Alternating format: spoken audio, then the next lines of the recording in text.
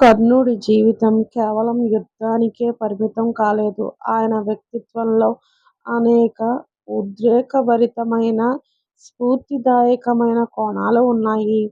ముఖ్యంగా ఆయన ఎదుర్కొన్న అవమానాలు, ఆయన చూపిన దానగుణం మరియు శ్రీకృష్ణుడితో ఆయనకు జరిగిన సంభాషణలు చాలా లోతైనవి. యుద్ధానికి ముందు శ్రీకృష్ణుడు కర్ణుణ్ణి కలిసి ఆయన అసలు రహస్యం చెబుతాడు. అప్పుడు కర్ణుడు తన గోడును వెల్లబుచ్చుకుంటూ నాకే ఎందుకు ఇన్ని కష్టాలు అని ప్రశ్నిస్తాడు. దానికి కృష్ణుడు చెప్పిన సమాధానం అద్భుతం. కర్ణా, నేను పుట్టిందే కారాగారంలో. పుట్టినరోజే కన్నతల్లికి దూరమయ్యాను. నువ్వు సూతపుత్రుడు అని అవమానం పడితే నేను గొల్లభామల దగ్గర పెరిగానని పిరికివాడిగా ముద్రపడ్డాను. జీవితం ఎవరికీ సులభం కాదు.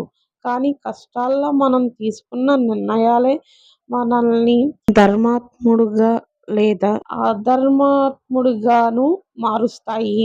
ఈ సంభాషణ కర్ణుడి మానసిక స్థితిని మరియు శ్రీకృష్ణుడి ధార్మికతను ప్రతిబింబిస్తుంది.